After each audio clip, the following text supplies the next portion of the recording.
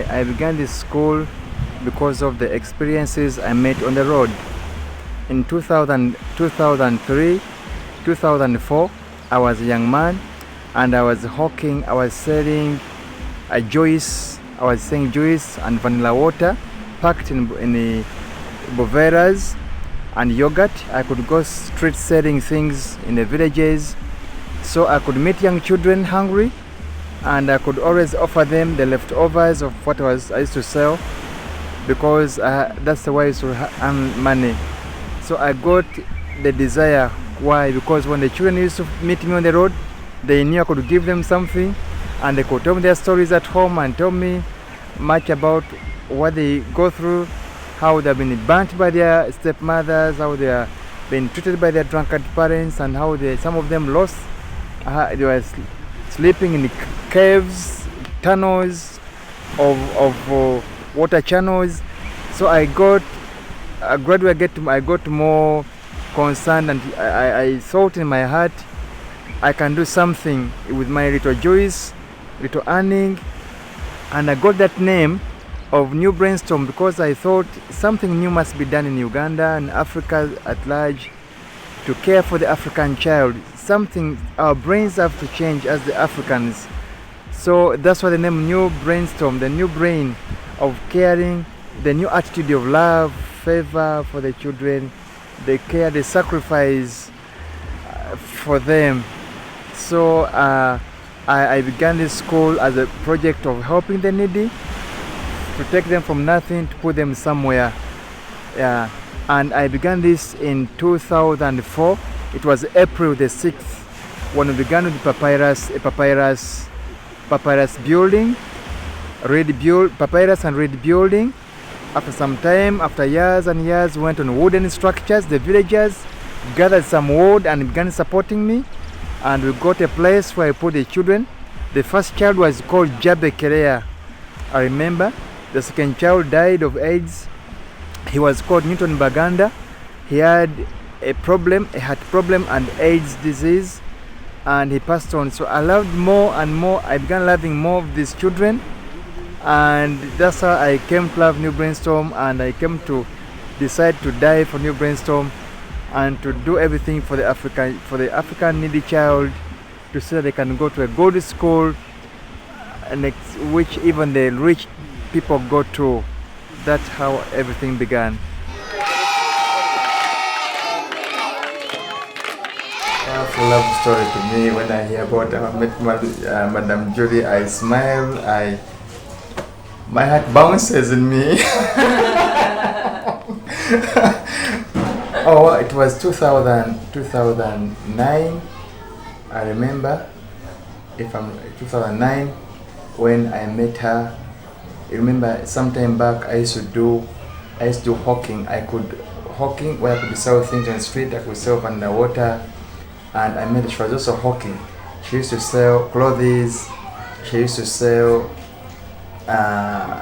bras. They got bras, bras to houses, and somewhere we met near some church in Kanyanya, and she looked beautiful. She looked beautiful, and I remember as a young man by then, I began following her up to know where she comes from and to know what her tribe is. Do you have tribes in UK? We have tribes in Uganda, so I know what her tribe is, what her behaviors are, and what her faith was. Because in Africa, many people believe in witchcraft and so on, but me, I'm a Christian. I believe in Jesus. I believe in God.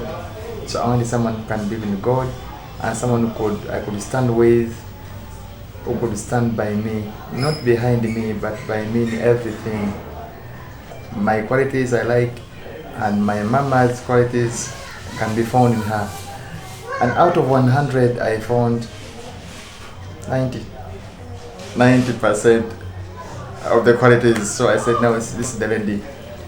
So one day, I went as usual to New Brainstorm School when it was in its early stages. She was passing by, and she saw the young man was disturbing her by then. So she came by and asked me what I was doing. I told her that this is my work. I care for children. I pick street kids, I put them in a place, I teach them because I'm a teacher. So she said, wow, let me come back. She came back after some minutes with food and pineapples. That's why I love pineapples. And with a hammer. And because I was pulling out a nail from a piece of timber with my fingers, so she brought a hammer and it helped me knock the wood. So I had someone who could stand with me after many years, many years. So that's how briefly she made it a routine. Once in a while she could, I don't know where she would get the food from, either from somewhere, I don't know, but she could bring the food every lunchtime, and in late in the evening I could sleep in the classes. I used to sleep in the classrooms of the first stages of new Brainstorm school. Sometimes I could sleep under the desks. Sometimes I could sleep under the small simple tree, and I was comfortable because it was cold. So she could wake me up and I could eat food. Wake me up and take some of my clothes for washing. And I knew I had someone. That's how briefly I met. That's so beautiful. Yeah.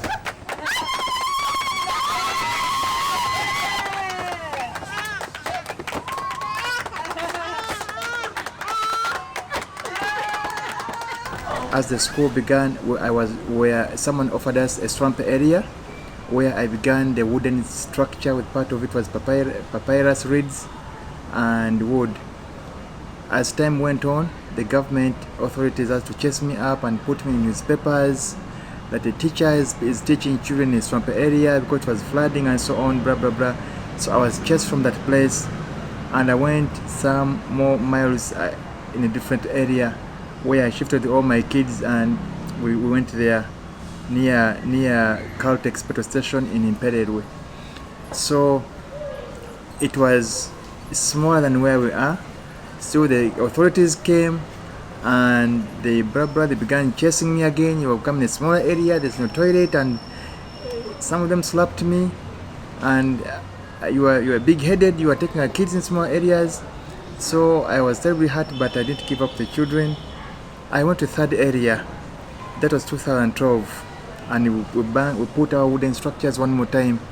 And 2013, Mama Lisa came in, and I saw her, and she loved us so much.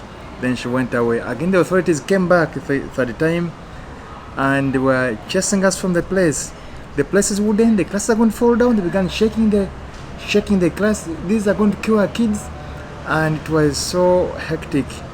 Finally, the building collapsed, and I had to run away because we had no permanent place. But finally, I got news from Mama Lisa in UK that New Brainstorm School is buying land.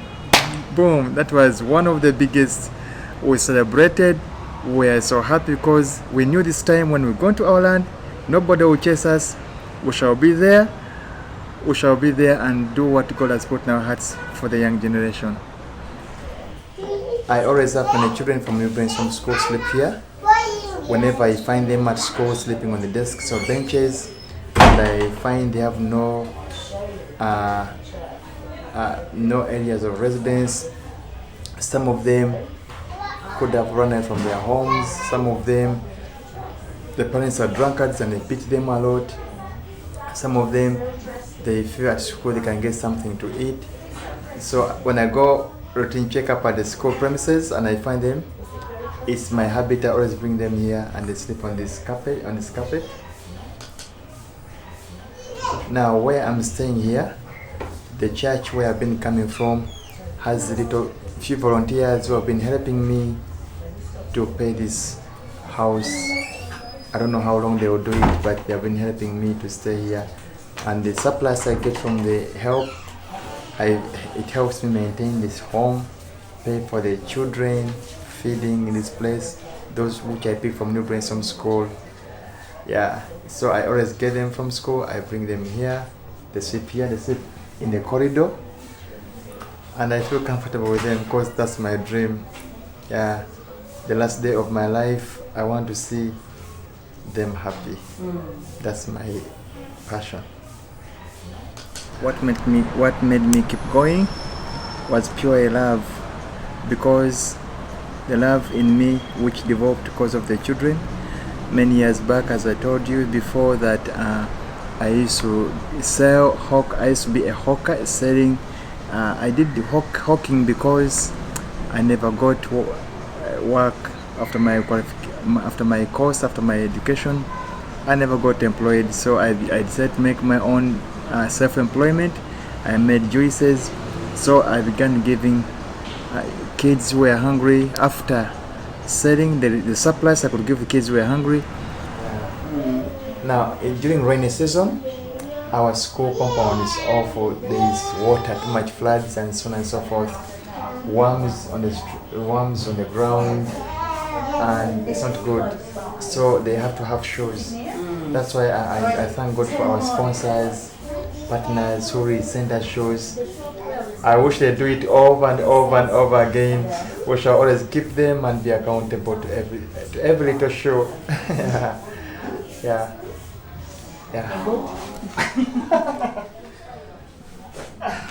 This one. Snazzy. It's nice. Now I'm gonna put on and move. Quickly. Yeah, I'm gonna be a real teacher. The dreams of the future. Remember, Team NBS has blessed us with 2 pieces of land. The first piece of land, very huge, 2 acres. We are going to do farming because the crops the soil is fertile, and we know our kids have been lacking food for lunch, lacking breakfast.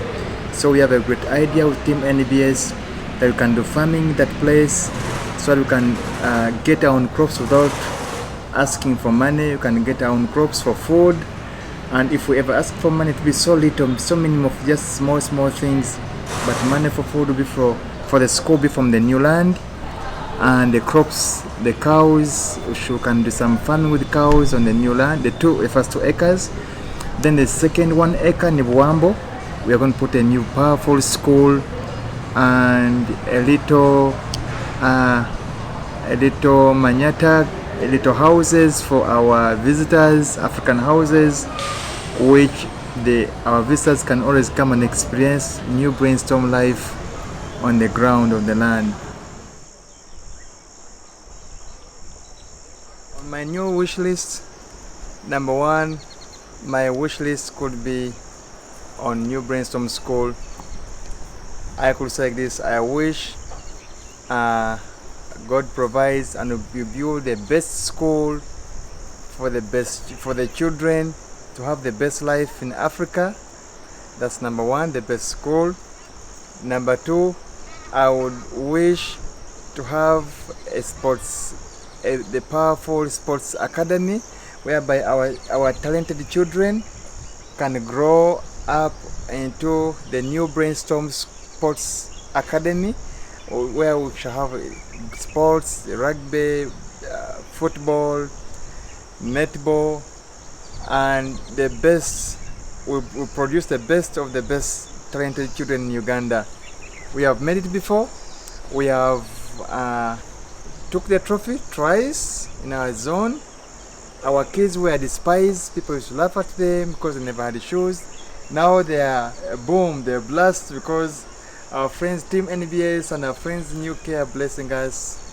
Really, out of that, I know we can achieve this goal together and put up this powerful sports academy for New Brainstorm Sports Academy, whereby our kids can come up and bring out their talents from their hearts, and we raise up a new generation.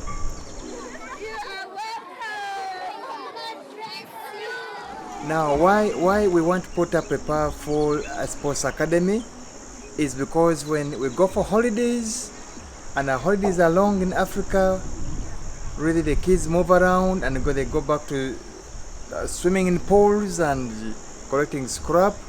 But if we put up a sports academy, I'll gather them at school, we go and play football, we keep them busy, we bring out their talent, as football, netball, dancing, and all kinds of talent as God gifted them.